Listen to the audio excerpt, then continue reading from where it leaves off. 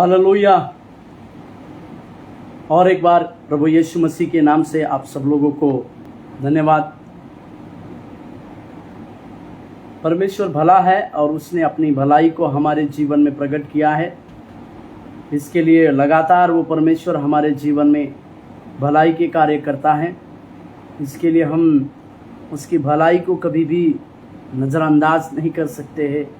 इसके लिए हमारे जीवन में परमेश्वर बड़े से बड़े और अद्भुत कार्य करने की शक्ति रखता है, सामर्थ्य रखता है और हमारे जीवनों में बड़े से बड़े कार्य करने की भी क्षमता वो रखता है। इसी के लिए वो हमारे जीवन का यहोवा यीरे परमेश्वर है। वो हमारे जीवन में विजय देने वाला यहोवा हमारा एक बैनर है। हमें चंगाई करने वाला वो यहोवा राफा परमेश्वर है और हमारे संग संग चलने वाला वो इमैनुअल परमेश्वर है। इसी के लिए जब कभी भी हम उस परमेश्वर की ओर अपने ध्यान को लगाए, हमें एक बात समझने की आवश्यकता है कि हमारे जीवन में परमेश्वर की भलाई की बातें और परमेश्वर के अद्भुत कार्य जिसके लिए हम वारिस भी है। क्योंकि हम जानते हैं परमेश्वर ने जगत से ऐसा प्रेम किया, अपने इकलौते पुत्र को दे दिया। प्रभु यीशु मसीह के द्वारा हमारे जीवन में, हमारे सारे लोगों के जीवन में एक उद्धार की बातों को परमेश्वर ने लाया और उस उद्धार की बातें आने के बाद हमारे जीवन में परमेश्वर ने इस उद्धार को एक मुफ्त में हम सारे लोगों के लिए दिया है। इस उद्धार के लिए हम लगातार परमेश्वर का धन्यवाद करने की आवश्यकता है। लगातार उस परमेश्वर के लिए प्रभु के उस पवित्र नाम को ऊंचा उठाने की आवश्यकता है, क्योंकि हमारे लिए एक उद्धार प्रभु यीशु मसीह के द्वारा मिला है और वो हम सब लोगों के लिए एक मुफ्त की बात है। इसी के लिए जो कोई यीशु मसीह का नाम लेगा वो बचाया जाएगा बोलकर अंत के दिनों की बातों को हम देखते हैं। इसी के लिए आज पास्टर कपिल शर्मा के इस पेज के ऊपर प्रचार करने के लिए एक मौका को परमेश्वर ने दिया। इसी के लिए मैं पास्टर कपिल शर्मा और उनके सारे दल के लिए धन्यवाद देता हूं। परमेश्वर के पवित्र नाम को ऊंचा उठाता हूं और कुछ देर अपने आंखों को मूंद ले, हम आंखों को बंद करें और परमेश्वर की हुजूरी में जाए और परमेश्वर की प्रार्थना करे, परमेश्वर को धन्यवाद दे और प्रभु के पवित्र नाम को ऊंचा उठाते हुए हम उसमें और आगे की बातों को करने पाए। हालेलुया। आइए हम अपने आंखों को बंद करें और परमेश्वर को कहे, प्रभु हमारे जीवन में तू कार्य करने वाला परमेश्वर बनने पाए। Thank you Lord. हालेलुया, हालेलुया, हालेलुया। ओ धन्यवाद देते हैं प्रभु, धन्यवाद देते हैं प्रभु, धन्यवाद देते हैं प्रभु, धन्यवाद देते हैं प्रभु।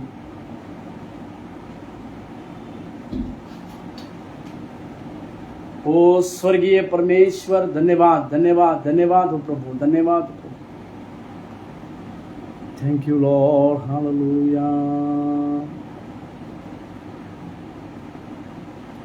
हो तेरी स्तुति और आराधना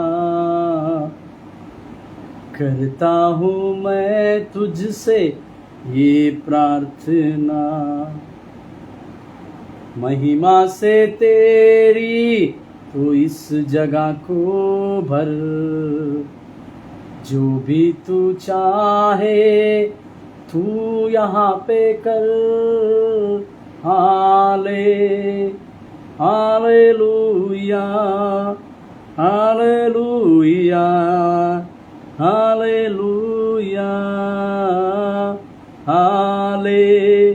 हालेलुया, हालेलुया, हालेलुया।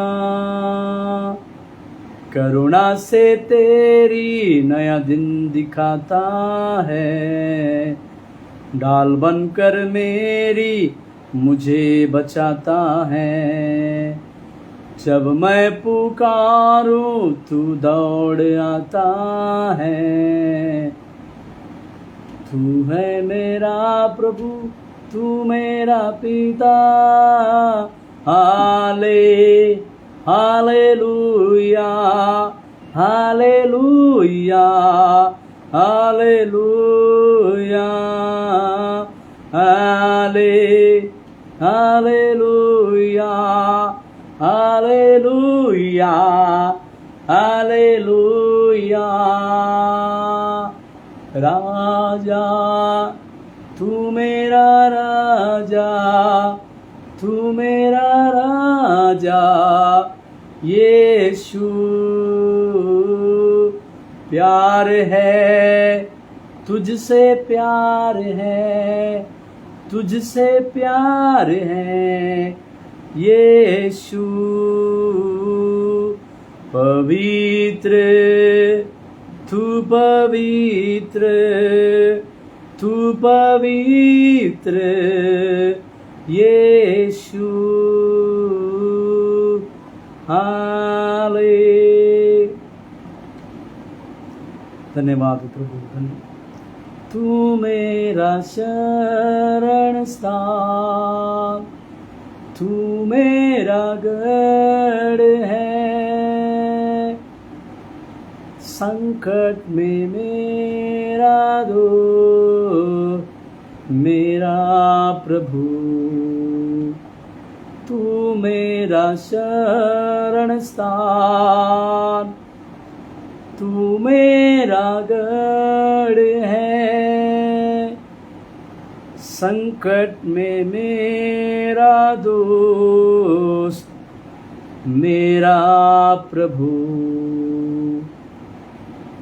आराधना करूं मैं पूरे दिल से, मैं तुझे ढूंढूंगा संपूर्ण जीवन से, तेरी सेवा करूंगा मेरी सारी चीजों से।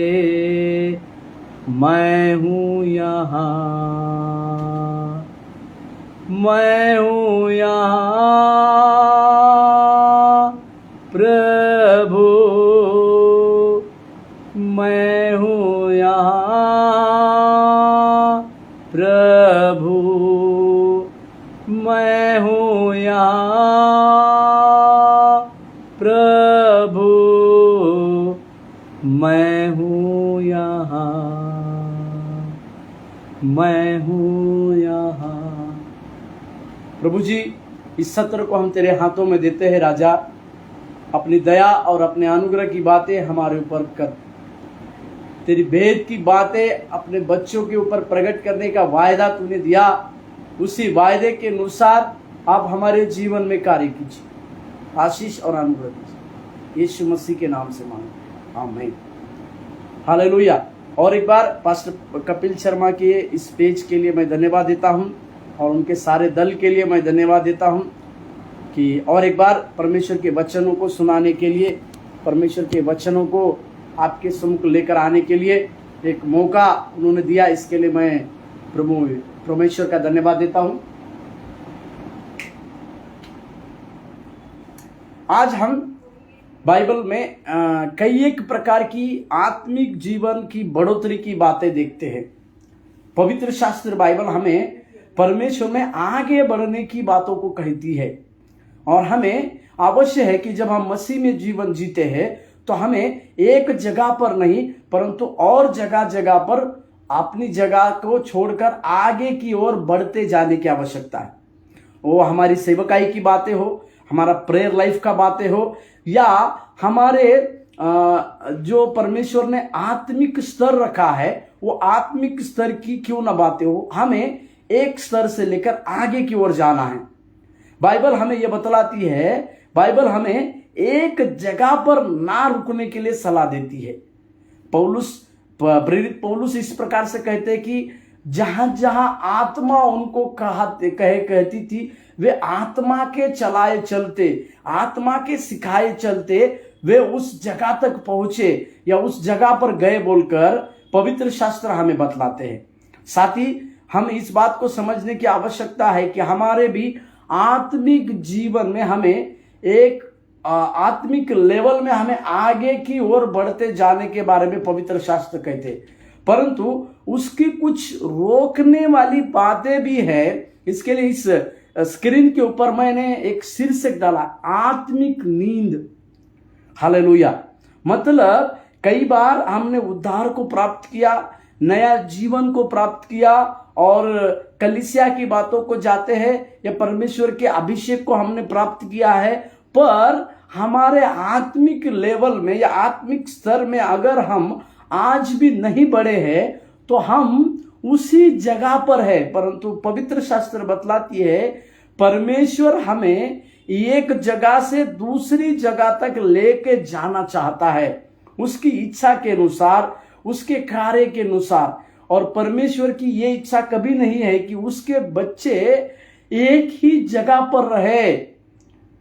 इसी के लिए एक वचन को पढ़िएगा, मेरे साथ खोलिएगा, इफिसियों का पत्री उसके 5वें अध्याय, इफिसियों का पत्री उसके 5वें अध्याय और वचन, इफिसियों का पत्री 5वें अध्याय और वचन 14 हम पढ़ रहे हैं। हाँ, इफिसियों का पत्री उसके 5वें अध्याय के 14वें वाक्य, इफिसियों का पत्री 5 अध्याय 14वें वाक्य।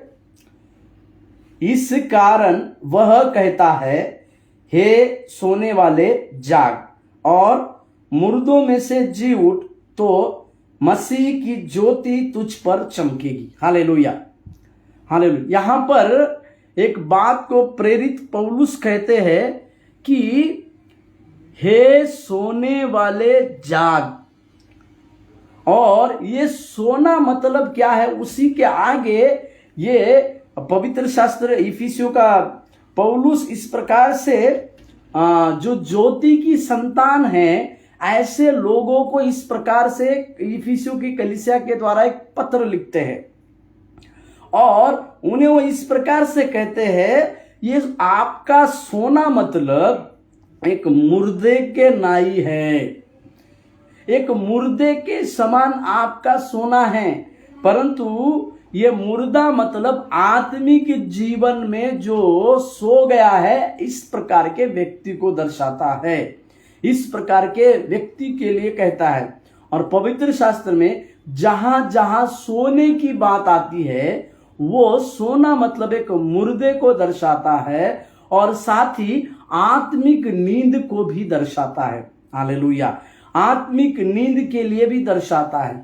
इसी के लिए प्रकाशित वाक्य में 2 अध्याय में एक कलीसिया के लिए परमेश्वर कहते हैं, पहला सा प्रेम तूने छोड़ दिया, यीशु से नाता तूने तोड़ दिया, भूल गया उसके बलिदान को, कलवरी पे दी उसने जान को, याद कर तू कहां से गिरा, लौट और मन को फिरा।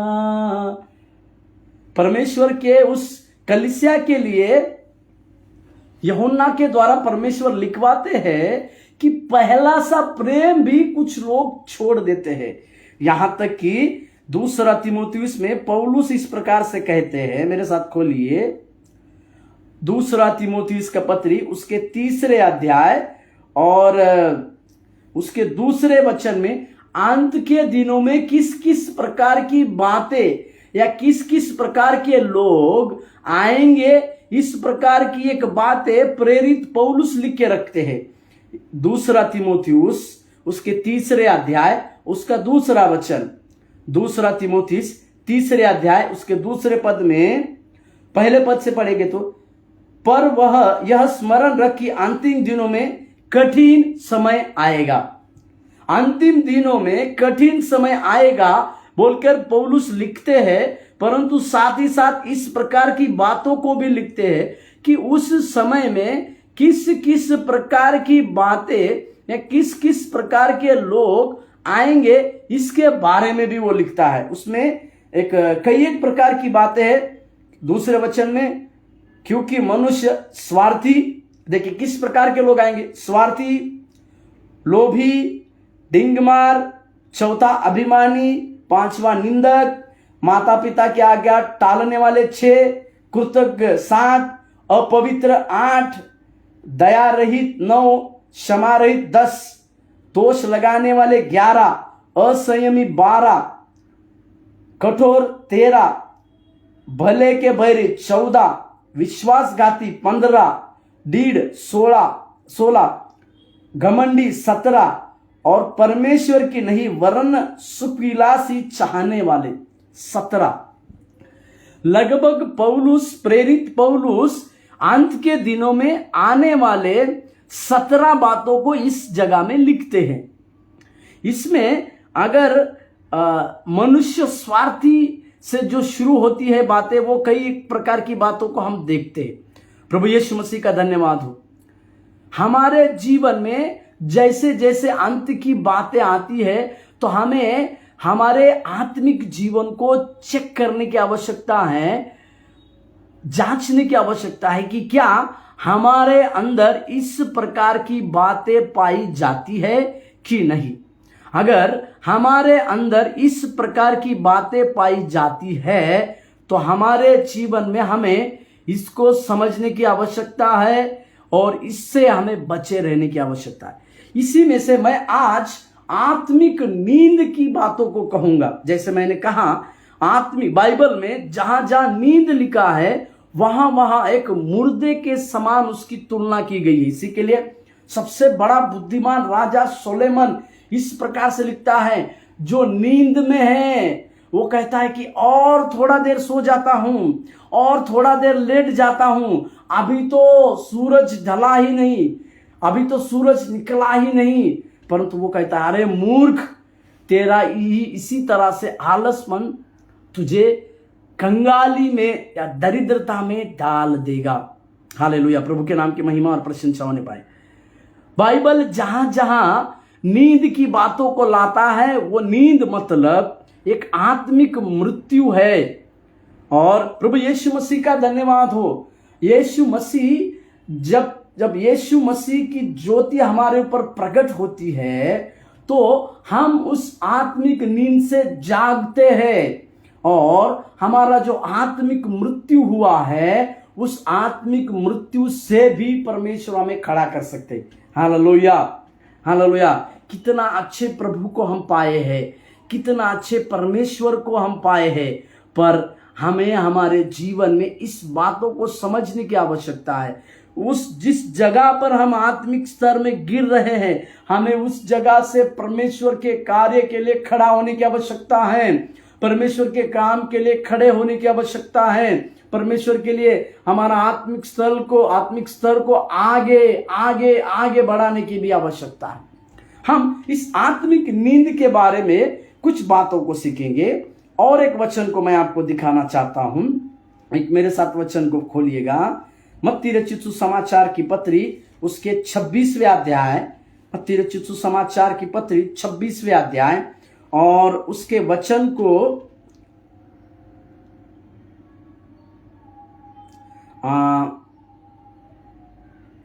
पहले 48 वचन को मैं पढ़ूंगा। मत्ती रचित सुसमाचार 26 अध्याय वचन 38, मत्ती रचित सुसमाचार 26:38। तब उसने उनसे कहा, मेरा जी बहुत उदास है, यहां तक कि मेरा प्राण निकला जा रहा है, तुम यही ठहरो और मेरे साथ जागते रहो। हालेलुया। इस घटना को आप जानते हैं। गतसेमनी उस बगीचा में परमेश्वर पतरस और उसके कुछ चेलों को लेकर जाते हैं और जाते समय प्रभु यीशु मसीह अपने चेलों को इस प्रकार से कहते कि मेरा मन व्याकुल हो रहा है, मेरा मन उदास हो रहा है, इसी के लिए आप मेरे लिए जागते रहो। प्रभु यीशु मसीह ने कहा अपने चेलों को, मेरे लिए आप थोड़ा सा समय निकालिए, मेरे लिए आप थोड़ा सा जागते रहने का मतलब है प्रार्थना करो।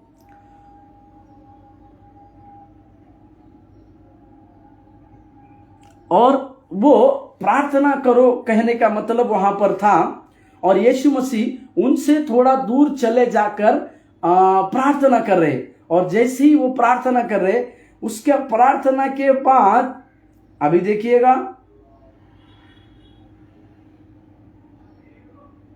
40वें वचन को देखिए, मत्ती रचित सुसमाचार 26वें वचन और 26 अध्याय 40वें वचन, मत्ती 26:40। यीशु मसीह उनसे थोड़ा दूर होकर ही प्रार्थना की अपने पिता से, और फिर वही जगह पर आकर अपने शिष्यों को जब देख रहे हैं तो देखिए वो क्या कह रहे हैं, वो क्या कर रहे हैं देखिए। फिर 40वां वचन 26-40, फिर उसने चेलों के पास आकर उन्हें सोते पाया और पतरस से कहा, क्या तुम मेरे साथ एक घड़ी भी न जाग सकी। यहां स्पष्ट लिखा है यीशु मसीह ने उन लोगों को आकर सोते पाया। हालेलुया। अभी इन लोगों को समझने की आवश्यकता थी यीशु मसीह का उदास होना क्यों है, यीशु मसीह क्यों उदास हो रहे हैं। उनके अंदर एक व्याकुलता हो रही है, वे उदास हो रहे हैं, और वो कहते, उन्होंने कहा कि मेरा प्राण निकला जा रहा है। इसी के लिए वे चाहते थे कि उनके शिष्य उनके साथ थोड़ा प्रार्थना में बिताए, थोड़ा सा वो जागते रहे, परंतु इनको देखिए ये सो रहे हैं। और देखिए पतरस ने 42 में एक जवाब दिया है, मत्ती 26 अध्याय 42वें वाक्य, मत्ती 26-42 में। फिर उसने दूसरी बार 43 पढ़ रहा हूं मैं, 26:43,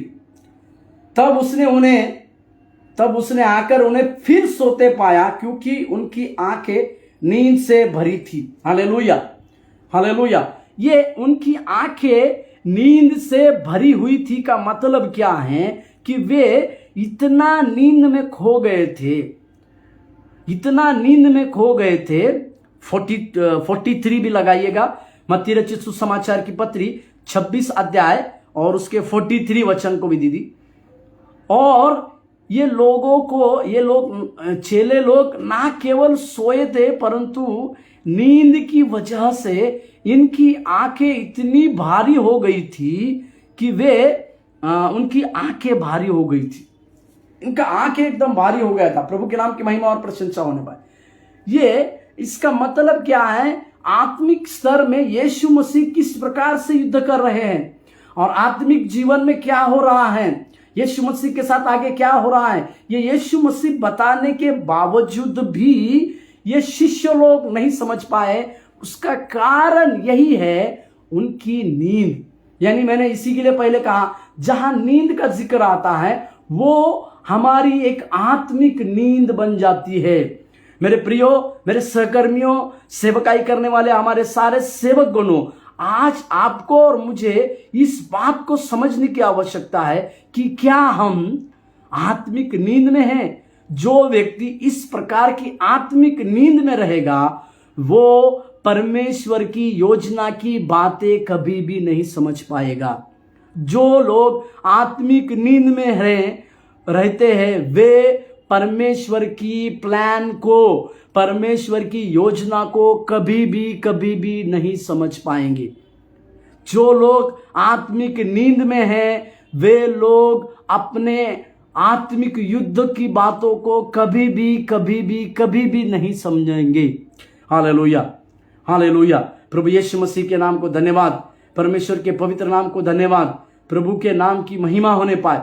और एक जगह का मैं आपके लिए जिक्र करना चाहूंगा, वहां पर भी एक आत्मिक नींद के बारे में एक दृष्टांत यीशु मसीह ने, मेरे साथ खोलिएगा मत्ती रचित सुसमाचार 13वें अध्याय, मत्ती रचित सुसमाचार की पत्री उसके 13वें अध्याय उसके 24 और 25वें वचन को मैं पढ़ रहा हूं। ये यीशु मसीह ने जंगली बीज बोने वाले का दृष्टांत को बताया। जंगली बीज बोया जाना, इसके बारे में यीशु मसीह ने एक अपने चेलों को दृष्टांत सिखाया। उसी दृष्टांत की बातों को हम देखते हैं। मत्ती रचित सुसमाचार 13वें अध्याय 24 और 25वें वचन। मत्ती रचित सुसमाचार 13वें अध्याय 24 और 25वें वचन। हालेलुया, प्रभु के नाम की महिमा और प्रशंसा होने पाए।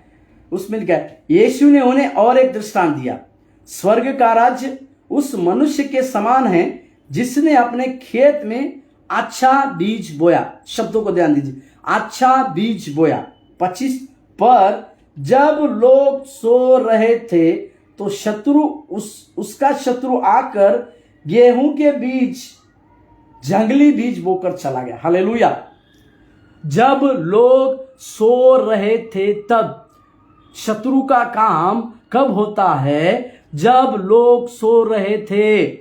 यानी शत्रु जो है हमारे और आपके जीवन में जब हमें एक आत्मिक नींद देता है, जब हम एक आत्मिक जीवन में नींद में चले जाते हैं, तब शत्रु उसका बीज बोकर चला जाता है। इसी के लिए हमें चौकन्ना रहने की आवश्यकता है। इसी के लिए हमें परमेश्वर में स्थिर रहने की आवश्यकता है। इसी के लिए हमें परमेश्वर की सारी बातों को समझने की आवश्यकता है, क्योंकि यीशु मसीह ने कहा स्वर्ग का राज्य का भेद का कुंजी तुम लोगों को दिया गया है। इसी के लिए औरों के लिए ये कुंजी नहीं। साथ ही साथ ये प्रकाशित वाक्य में 3 अध्याय के 20वें पद में इस प्रकार से हम पढ़ते हैं, यीशु मसीह परमेश्वर कलीसिया को इस प्रकार से वायदा करते हैं। 3 अध्याय के 20वें वचन, प्रकाशित वाक्य उसके 3 अध्याय, प्रकाशित वाक्य का 3 अध्याय में परमेश्वर एक बहुत सुंदर बात को हम यहां पर देखते हैं। प्रकाशित वाक्य उसका 3 अध्याय 20वें वचन, देख मैं द्वार पर खड़ा हुआ खटखटाता हूं, यदि कोई मेरा शब्द सुनकर द्वार खोलेगा तो मैं उसके पास भीतर जाकर उनके साथ भोजन करूंगा और वह मेरे साथ। Hallelujah, hallelujah. और एक वचन को पढ़िएगा,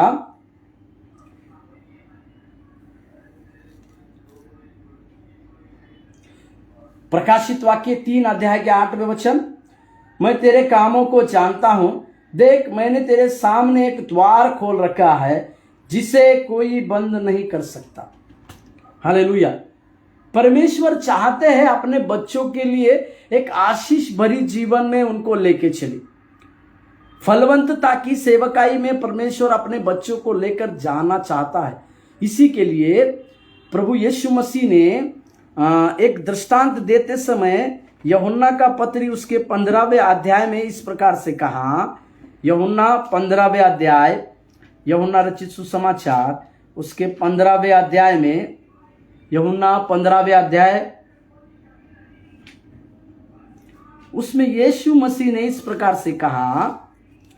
यूहन्ना 15वें अध्याय, यूहन्ना 15वें अध्याय 2 वचन, जो डाली मुझ में है और नहीं फलती उसे वह काट डालता है, और जो फलती है उसे वह छांटता है ताकि और फले। हालेलुया। हमारे परमेश्वर की इच्छा यही है कि हम हमारे जीवन में फलवंतता की सेवा में रहे। हमारे द्वारा परमेश्वर के लिए फल वाली बातें आए, हमारे सेवकाई में फल आए, हमारे व्यक्तिगत जीवन में फल आए, हमारे पारिवारिक जीवन में फल आए। इस प्रकार की बातें स्वयं आपसे और हमसे परमेश्वर चाहते हैं, पर उसके लिए रुकावट होती है ये नींद, जिसे हम आत्मिक नींद कहेंगे। इस आत्मिक नींद से हमें छुड़ाने की आवश्यकता है। जब तक हम इस आत्मिक नींद से बाहर नहीं आएंगे, मसीह यीशु का ज्योति हम पर नहीं चमकेगा।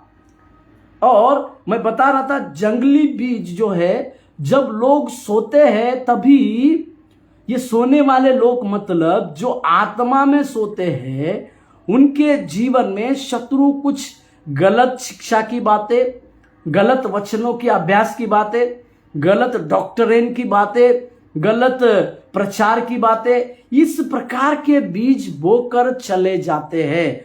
और इसी के लिए उनके जीवन की बढ़ोतरी रुक जाती है, उनके जीवन के आशीषमय बातें भी रुक जाते हैं, और उनके जीवन के सारी फलवंतता की बातें बंद हो जाती है।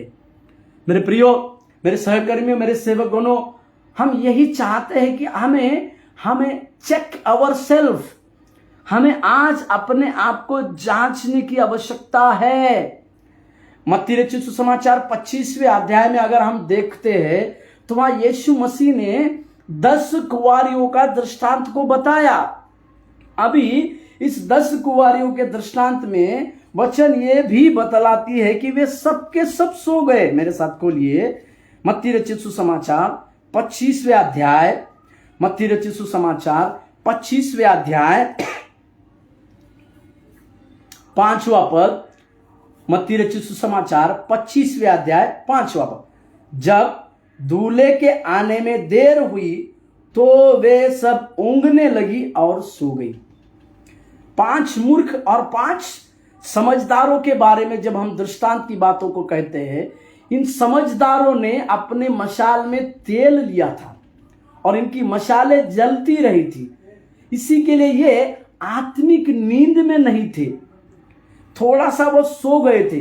पर जैसे वो 5 मूर्ख की तरह सो गए, जैसे 5 मूर्ख थे, उसी तरह से इनका कुछ नहीं था। इनका इस प्रकार से मैं कहूं, आत्मा में वेल प्रिपरेशन था। इसी के लिए यीशु मसीह ने कहा, उस मेरे आने का दिन केवल पिता को मालूम है, मैं चोर के समान चला आऊंगा बोलकर भी वचन प्रभु ने कहा। इसी के लिए हमें आत्मिक जीवन में उस नींद से जागने की आवश्यकता है। एक व्यक्ति जिसको परमेश्वर ने बहुतायत से ताकत दिया, एक व्यक्ति जिसने इज़राइल का छुड़ौती, मिस्र लोगों का छुड़ौती के लिए एक कारण को बना, वो इतना बड़ा ताकतवर व्यक्ति था। साधारण चीजों के द्वारा असाधारण कामों को भी करने वाला एक बड़ा पावरफुल व्यक्ति था, जिसे जन्म से ही नाजीर बनकर बोलकर कहा गया था। वो अपनी माता के गर्भ में जब था, तभी से उसे इंस्ट्रक्शन दिया गया था कि ये लड़का मेरे लिए नाजीर ठहरेगा। हाँ, मैं सिमसोन के बारे में कह रहा हूं। इस सिमसोन के ऊपर परमेश्वर की आत्मा का बल आता था, परमेश्वर की आत्मा उसके ऊपर उतर आती थी बोलकर बाइबल पूर्ति करती है। और जब परमेश्वर की आत्मा उसके ऊपर आती थी तो वो बड़े बड़े चिन्ह चमत्कारों को करता था। एक साधारण गधे का जबड़े का हड्डी के द्वारा उसने कई 1000 फिलिस्तियों को मार गिराया बोलकर भी हम देखते हैं। परंतु उसके जीवन में एक नींद, उसकी एक नींद जो है उसके पूरे जीवन को बर्बाद करने वाली थी। उसकी प्रेमिका दलीला ने उसको बहला फुसलाकर इस प्रकार से बोलने के लिए लगाया कि तुम्हारी ताकत का राज कहां है। मेरे साथ खोलिएगा न्यायों की पत्री उसके 13वें अध्याय, न्यायों का पत्री हम खोलते हैं। न्यायों का पत्री उसके 13वें अध्याय, माफ कीजिएगा, न्यायों का पत्री उसके 16वें अध्याय को हम निकालेंगे। न्यायों का पत्री उसके 16वें अध्याय, न्यायों का पत्री 16 अध्याय 16 और 17वां वचन। न्यायों का पत्री 16 अध्याय 16वां वचन और 17वां वचन। यहां पर देखिएगा, इस नाजिर रहने वाले सिमसोन के लिए परमेश्वर की योजना थी। पर दलीला जो है उस योजना के बीच में आकर उसके पास से उसका राज को उगलवाती है। देखिए 16 अध्याय 16वां वचन, न्यायों की पत्री 16 अध्याय 16वां वचन। इस प्रकार जब उसने हर दिन बातें करते करते उसको तंग किया और यहां तक हट किया कि उसकी नाक में दम आ गया। दलीला बार बार उसको पूछती रही, क्योंकि दलीला जो है एक लालची स्त्री थी और लालच के चलते, और इसने सिमसोन को सच में कभी प्रेम नहीं किया था। लालच की आत्मा और सही विचार ना रहने के चलते ये उसको जो है बार बार पूछती रही कि तुम्हारा ताकत किस में है, आपका ताकत किस में है, यहां तक वचन नाक में दम किया, मतलब बार बार उसको कहती थी 17वें वचन में। तब उसने अपने मन का सारा भेद खोलकर उससे कहा, मेरे सिर पर छुरा कभी नहीं फिरा, क्योंकि मैं मां के पेट ही से परमेश्वर का नाजिर हूं। यदि मैं मुंडा जाऊं तो मेरा बल इतना घट जाएगा कि मैं साधारण मनुष्य हो जाऊंगा। मेरी बातों को यहां ध्यान दीजिएगा।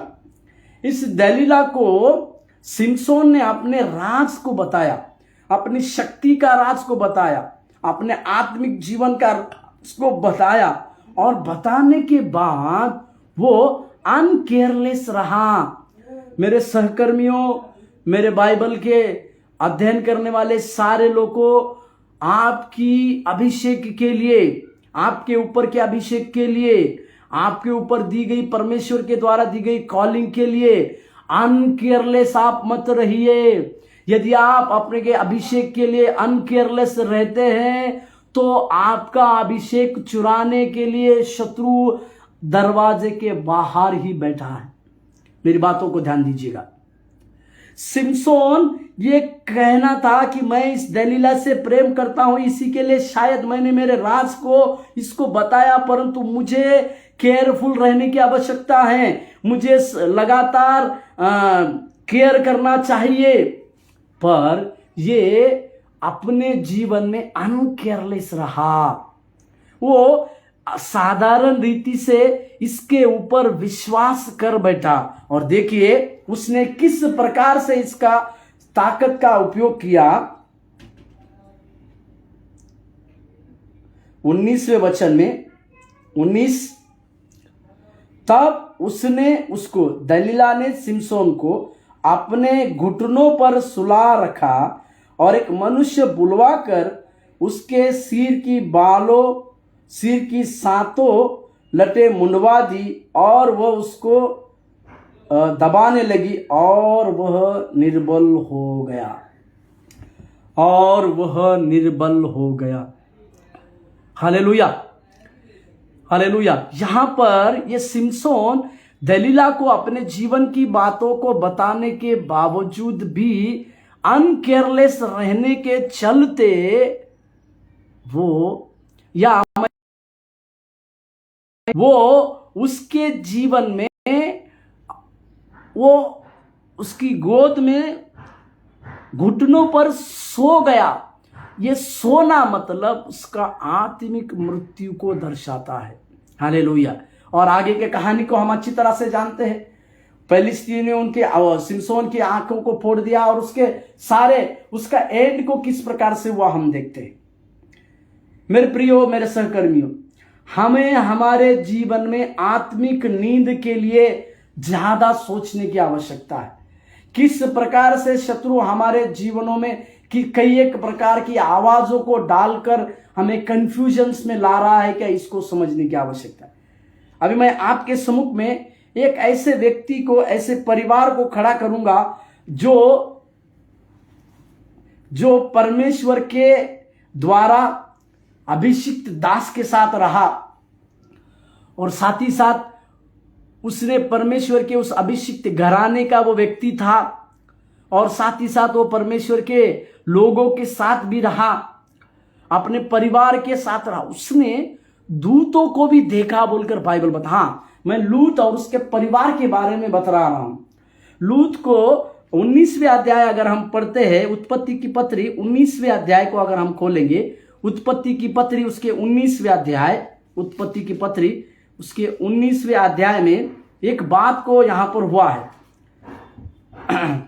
यहां पर परमेश्वर सदोम और गोमोरा की दुष्टता भरी बातों के चलते वो उनको पूरी तरह से, उस सदोम और गोमोरा देश को संपूर्ण रीति से नाश करना चाहता था। इसी के लिए परमेश्वर ने अपने दूतों को भेजकर इस प्रकार का संदेश जो है लूत और उसके परिवार में दिलाया। और लूत ने वो दो दूत लोग जो आए थे, उन दोनों को अपने घर में अतिथि के रूप में रखा, और ये सब लोग इस अतिथियों की बातों को जानते थे कि वो किस लिए आए हैं, और इन अतिथियों ने इसका रक्षण भी किस प्रकार से किया, इस सारी बातों का भी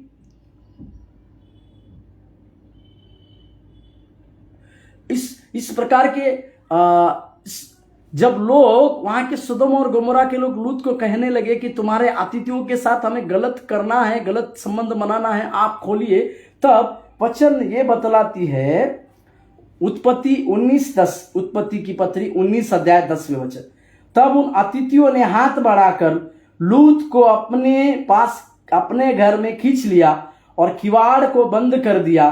फिर उन्होंने क्या छोटे क्या बड़े सब पुरुषों को जो घर के द्वार पर थे अंधा कर दिया। अंततः वे द्वार को टटोलते टटोलते थक गए। यहां पर देखिएगा, दो अतिथि इस लूत के घर में आए हैं। उन्होंने सदोम की दुष्टता के बारे में सबको बताया, और परमेश्वर इस सदोम राज्य को, सदोम नगर को पूरी तरह से नष्ट करना चाहता है। ये सब बातों को भी बताया, और साथ ही साथ ये भी बताया कि परमेश्वर लूत और उसके परिवार को बचाना चाहता है।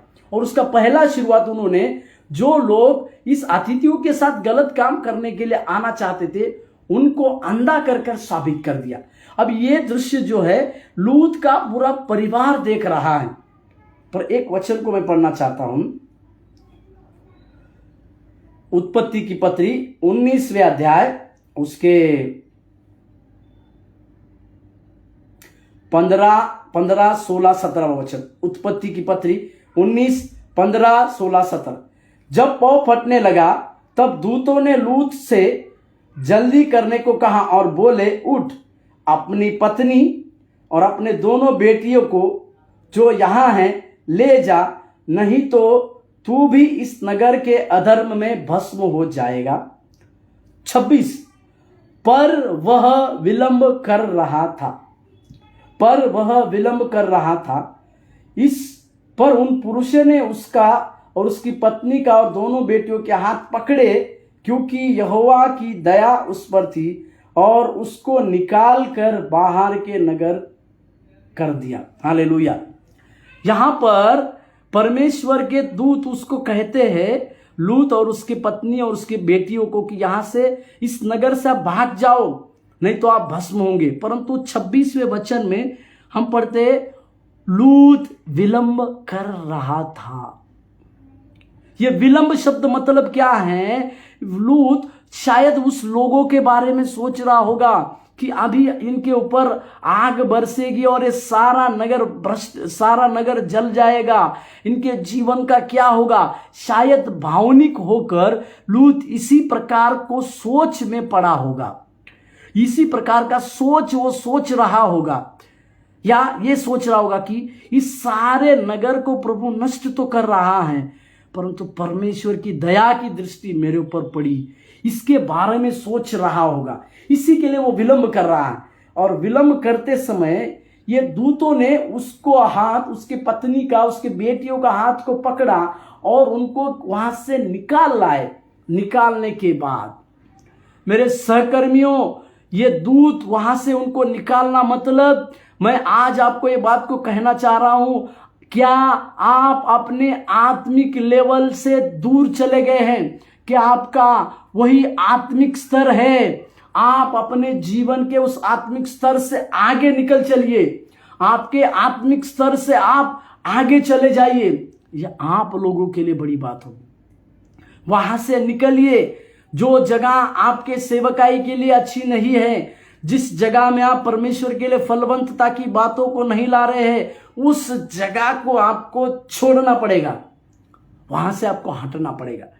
और 17वें वचन में उत्पत्ति 19 अध्याय 17वें वचन में इस प्रकार से लिखा हुआ है, और ऐसा हुआ कि जब उन्होंने उनको बाहर निकाला तब कहा, अपना प्राण लेकर भाग जा, पीछे की ओर न ताकना, तराई पर में न ठहरना, पर पहाड़ पर जाना।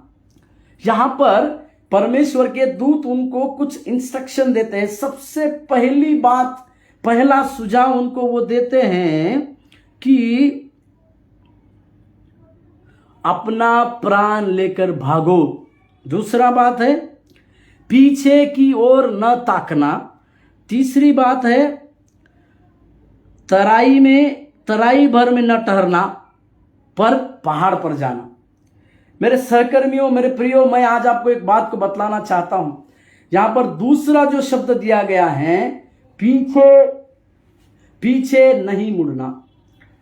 यह शब्द को जो है लूत सुन रहा है, उसकी बेटी सुन रहे हैं, उसकी पत्नी सुन रही है, परंतु ये सब सुनने के बावजूद भी वे लोग ये समझना चाहिए कि प्रभु अभी कुछ हमको निकालने के बाद वहां आग के गोले ओले बरसना शुरू हो गए, लोग नष्ट किए जाएंगे। इस प्रकार के डर कर वो उन दूतों की बातों को मानकर भागना चाहिए था, प्राण को लेकर भागना चाहिए था। पीछे की ओर मुड़ना नहीं चाहिए, तराई में रुकना नहीं चाहिए और पहाड़ पर जाके बसना है। परंतु हम देखते हैं 26वें वचन, 19 अध्याय 26वें वचन, उत्पत्ति 19:26। लूत की पत्नी ने जो उसके पीछे थी दृष्टि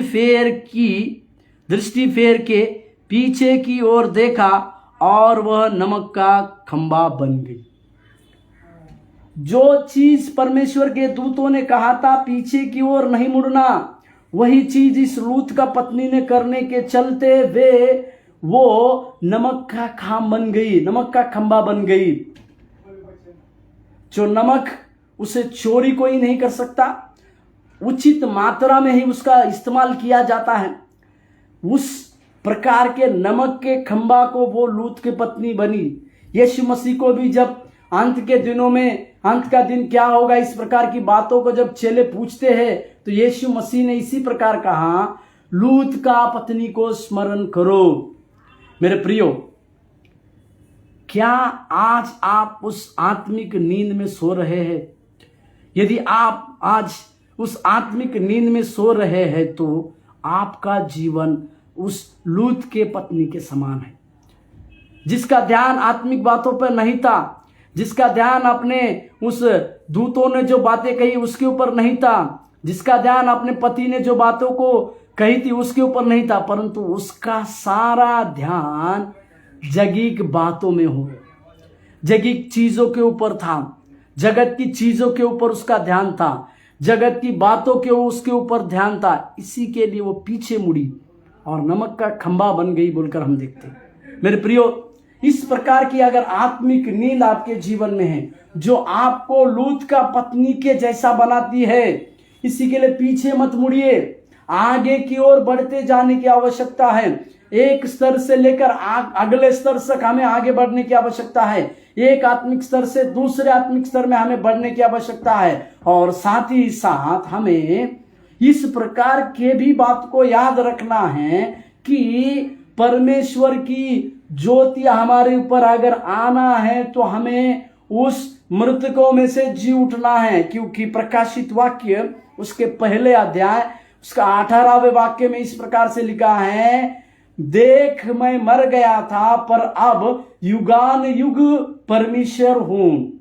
वो हमारा और आपका परमेश्वर युगान युग जीविता परमेश्वर है। इसीलिए आपको और हमको इस बात को समझने की आवश्यकता है कि उस आत्मिक नींद में आप और हम हैं तो यीशु मसीह का ज्योति हमारे ऊपर आने की आवश्यकता है और हमें उस मुर्दों में से जी उठाने की ताकत परमेश्वर में।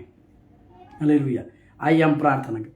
हमारे दयावंत प्रभु यीशु, आपको धन्यवाद देते हैं, स्तुति प्रशंसा करते हैं सारी भलाई की बातों के लिए। प्रभु परमेश्वर, हमारे आत्मिक नींद जो मृत्यु के बराबर है प्रभु, उसमें से हमें छुड़ाइए प्रभु, ताकि आपकी ज्योति हम सबों के ऊपर आने पाए। आपकी दया, आपके अनुग्रह, आपके कार्य हमारे साथ सदा सदा बने रहने के लिए हम प्रार्थना करें।